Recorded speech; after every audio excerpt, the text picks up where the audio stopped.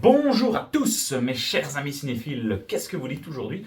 Moi, ça dit qu'on continue notre petit débrief de cette année 2023 avec les tops, les flops, films et séries.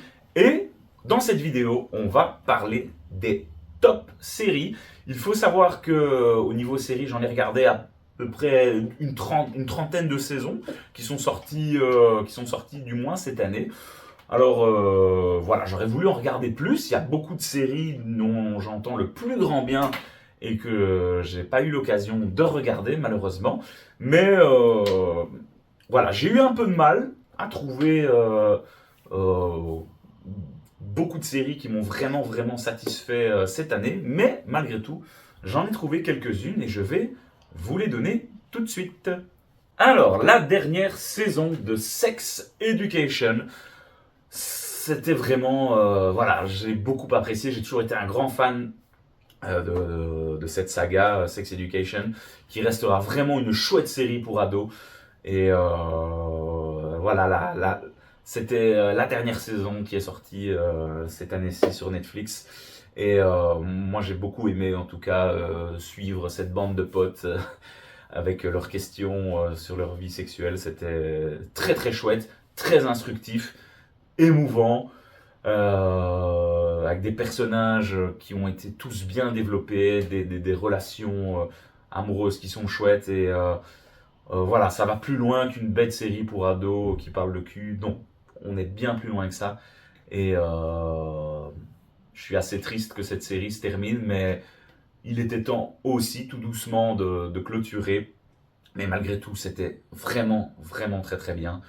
Et je peux que vous recommander cette série si vous ne l'avez pas vue. Alors, du côté de Star Wars, ben, il y a la saison 1 de Ahsoka qui, moi, personnellement, m'a quand même beaucoup plu. C'est le seul projet Star Wars qui m'a vraiment convaincu cette année-ci. Je suis un grand fan de l'univers Star Wars.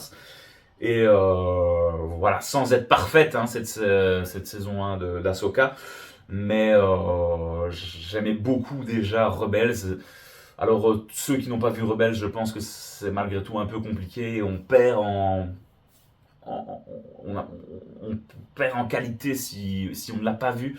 Il y a plein de petits détails et de choses qui ont été mises en place avant que vous n'allez pas profiter à 100% de cette saison 1 d'Ahsoka ou 5 de Rebels, tel que je l'avais dit dans ma vidéo. J'en ai fait une critique sur la chaîne d'ailleurs.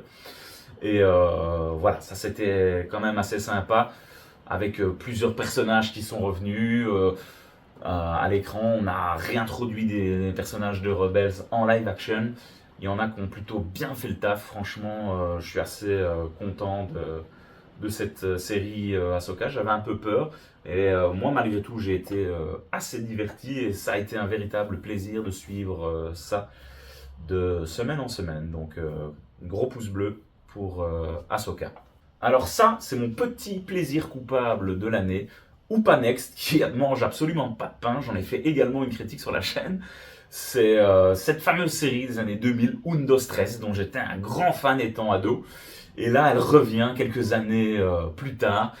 Et bon, voilà, c'était pas incroyable, mais personnellement, je suis assez nostalgique de cette série. Et donc, je la mets quand même ici dans mes tops, parce que ben, ça faisait quand même plaisir de retrouver ces vieux personnages qu'on avait connus durant les années 2000. Bon, ici, on réintroduit plein de nouveaux personnages. Bon, encore une fois, c'était pas exceptionnel, hein, mais je voulais quand même la mettre ici parce que malgré tout, ça faisait plaisir. J'étais quand même ému de retrouver ces personnages que j'avais suivis pendant, je crois qu'il y a 6 ou 7 saisons. Et donc, malgré tout, et la série originale n'avait jamais eu de fin. Et donc là, ben voilà, ça permettait de clôturer certains arcs qui avaient été lancés dans les dernières saisons d'Undo Stress. Et donc, malgré tout, voilà, plaisir coupable pour moi, je l'avoue. Si vous n'avez jamais vu Undo Stress, ça sert strictement à rien, mais pour les fans de la saga comme moi, je pense que vous allez apprécier. Alors, celle-ci, elle est sortie aussi en fin d'année 2022, donc comme c'est ma première année sur la chaîne, j'ai un petit peu triché. Il y a 2-3 séries qui datent de l'année passée, mais c'est Alice in Borderlands saison 3. Ça, c'est gros coup de cœur. J'adore cette série, je suis un grand fan. Et cette saison encore ne m'a pas déçu. Qu'est-ce que c'était chouette, franchement. Et j'ai dit saison 3, mais c'est saison 2, pardon. Exceptionnel, franchement, ça, une fois que tu commences, tu ne peux plus t'arrêter. C'est vraiment addictif. C'est dans la bonne continuité de la saison 1 et il y aura une saison 3 qui va suivre et je suis ravi. On va bien sûr en parler sur la chaîne. Ça ne s'arrête jamais, il y a des rebondissements tout le temps. On a envie de suivre les personnages principaux. Il y a du sang, il y a de l'action, il y a du stress. C'est tout simplement exceptionnel. Très très fort, très gros coup de cœur sur cette saison 2 de Alice in Borderland. J'aime beaucoup et je suis impatient de connaître la suite. Who is Erin Carter? Alors ça c'est une petite série sur Netflix que j'ai beaucoup appréciée. Série d'action, comédie, qui était vraiment sympa à suivre. J'attendais absolument rien de cette série. À un moment j'ai vu voilà, une petite série comme ça sur Netflix. Je dis bon allez pourquoi pas, j'avais rien à regarder à ce moment-là. Et j'ai été super étonné. Bon je n'ai pas fait de critique mais... personne n'en a trop parlé, mais elle est passée un petit peu comme ça sous les mailles du filet. Mais c'était une superbe série, l'héroïne principale est assez marrante et ça a été une chouette petite série qui mangeait pas beaucoup de pain, je l'avoue aussi. Mais malgré tout, dans les séries comédies d'action, c'était vraiment super sympa. Lupin saison 3. Alors, Lupin, ça c'est un petit peu spécial. J'avais beaucoup aimé la saison 1. Je trouvais que la saison 2, ben voilà, ça s'essoufflait déjà pas mal. Et là, on revenait sur la continuité. Et malgré tout, là, personnellement, j'ai trouvé qu'il y a eu un peu plus de qualité par rapport à la saison précédente. Et voilà, ça fait toujours plaisir de suivre Omar Sy qui ben voilà, crève l'écran dans cette série. Et donc, encore une fois aussi, pas mal de stress. Omar Sy est vraiment touchant. Et bon, je pense que cette série va pas falloir la continuer encore longtemps. Je pense que là, je sais même pas s'il y a une suite qui est prévue, mais je pense que là, on arrive tout doucement sur les fins. Mais en tout cas, cette saison 3 était assez sympa à suivre. C'était pas la plus grande série de tous les temps, on s'entend bien, mais je l'ai trouvée vraiment divertissante. Et j'ai cru que cette saison allait arriver dans les flops, mais pas du tout. J'ai été agréablement surpris, je pensais que c'était terminé, mais petit coup de cœur quand même sur cette saison. Le Continental dans l'univers de John Wick. Alors ça c'était une mini-série. Vous savez à quel point je suis un grand fan de l'univers de John Wick. Et donc j'attendais quand même particulièrement cette série sur le Continental. Où on voit un petit peu la prise de pouvoir du directeur Winston finalement c'était plutôt pas mal, c'était assez fidèle à l'univers de John Wick, tout ce qui était choré de combat, voilà, on sent qu'ils ont vraiment respecté ce que John Wick avait déjà mis en place et c'était assez chouette à suivre. Une belle série d'action malgré tout qui va c'est assez vite, assez rapide à regarder. C'est quand même des épisodes de plus d'une heure, mais il y en a 3-4 je pense, pas plus. Mais personnellement, j'ai trouvé ça assez sympa à suivre, sans être encore une fois non plus exceptionnel, mais malgré tout, on reste encore une fois sur ce que propose la saga John Wick, et c'était vraiment très sympa. Alors, pour les deux dernières séries qui me restent, j'ai hésité longtemps pour savoir laquelle des deux j'allais mettre en top 1. Mais en top 2, on retrouve bien sûr The Last of Us saison 1. Ça, c'était vraiment exceptionnel. J'en ai fait une critique sur la chaîne d'ailleurs. Alors, une adaptation de jeu vidéo, on sait que c'est pas toujours évident à faire. Et là, ils ont réussi. HBO, gros coup de cœur sur cette saison 1 de The Last of Us. Je suis impatient de voir comment ils vont adapter la deuxième saison d'un deuxième jeu que j'avais aussi adoré.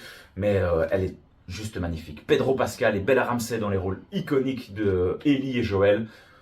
Waouh, ça crevait l'écran. Il y avait les moments les plus tristes, les plus touchants. Ils les ont vraiment retranscrits à la perfection dans une série post-apocalyptique.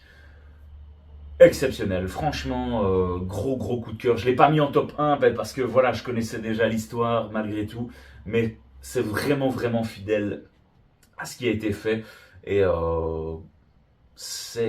j'ai vraiment hésité à la mettre en étant ma série préférée de l'année, mais pas du tout. C'était vraiment très bien. The Last of Us saison 1, vivement la suite. Et pour la dernière, bien sûr, en top 1, je ne m'attendais pas du tout à la mettre là. Si on m'avait dit en début d'année que j'aurais mis cette série en top de ma liste, je ne suis absolument pas connaisseur de ce manga. Et pourtant, cette série m'a vraiment séduite. C'est One Piece, saison 1.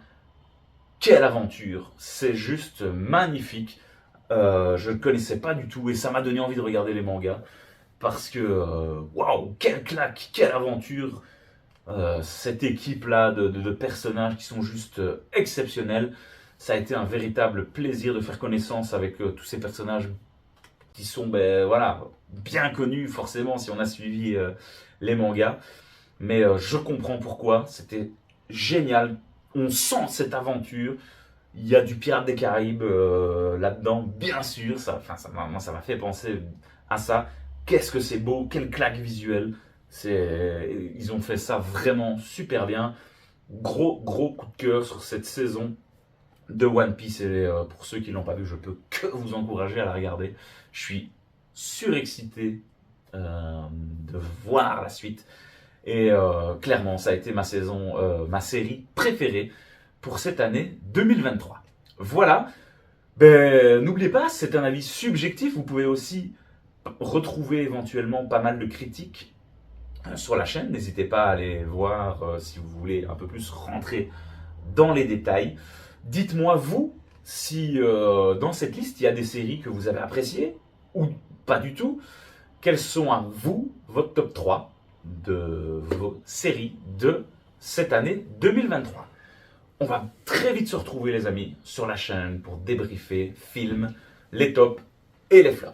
À très vite sur la chaîne, les amis. Salut!